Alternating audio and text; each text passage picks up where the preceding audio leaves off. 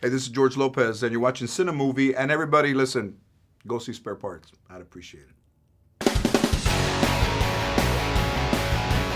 If you last that long, it'll be longer than most of my permanent hires. Really, nobody's gonna crack open a book. They're in there. Why do they lock this? So we don't steal them. Are you for the engineering club? I'd like to enter this. The 5th annual underwater robotics competition. So you want to go up against the best tech schools in the country? It says they scout for internships and jobs. What a wonderful film. Oh, I was thank so you so happy. much. By the time I finished watching it, I was in tears. Oh, thank you. That makes two of us. Now, how did the role come to you? Because this is a serious role for you. I mean, we've never seen you this vulnerable on camera before. I don't think in my life I've been that vulnerable, but it is very powerful. You know, the last rewrite of the movie gave it so much heart and so much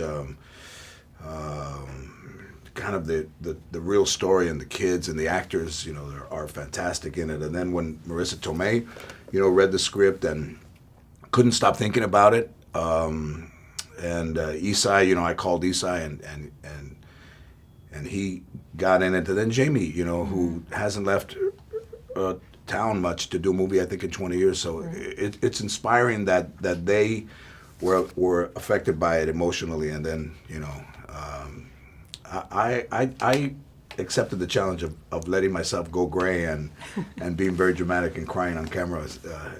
I'll do that.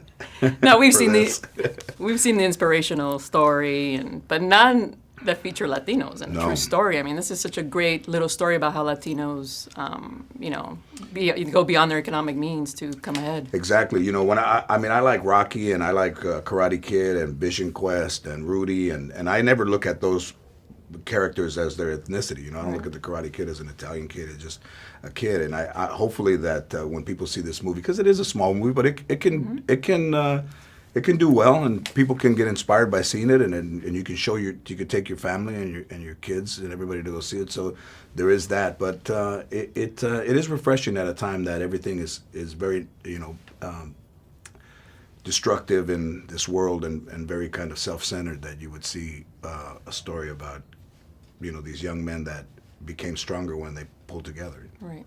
And it totally makes sense. Being Latinos, you build a robot, you have to be very resourceful. PVC pipes and auto parts. I was like, of course, that's how Latinos are. We're very resourceful in that aspect. Yeah, there is and I think that in the movie that benefited them. There's a system of thinking outside of the box and not outside of the book that was very effective with these kids. And then last night, in talking to the kids, that I think Lorenzo had some PVC pipe on the side of his house, even. So, you know, going to the hardware store is one thing, but then thinking like, oh, how come we didn't put that in there? That he went to the side of his house and pulled some PVC pipe and the glue and stuff. But when you see the robot, it does take its own personality.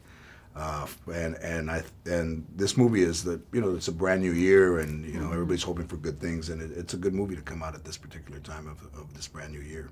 Well, speaking of that, it being timely, you know, it has issues. It doesn't deal directly with immigration, but you know, it touches upon it, and you see personal stories of what we see in the media.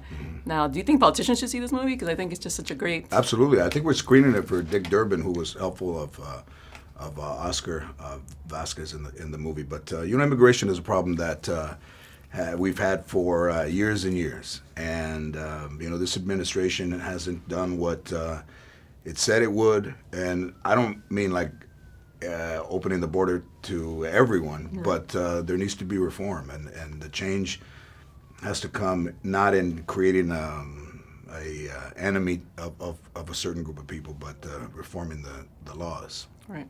Now, how did you prepare? Like you said, it's such a vulnerable role. How did you prepare for getting into that emotion? Well, you know, the director, you know, Sean McNamara, I trusted him very much, and I trusted the story and having the kids around. But you know, I'm a little bit what am I say, dysfunctional inside. You know, and this business is it creates a shinier, brighter version of yourself when the cameras are on, and then when they're off, everybody has their vulnerability. But I didn't have a problem bringing my vulnerability to something, you know. And it is risky because, you know, there is a lot of, comedians that don't want to take that risk, but then the ones that have been very successful.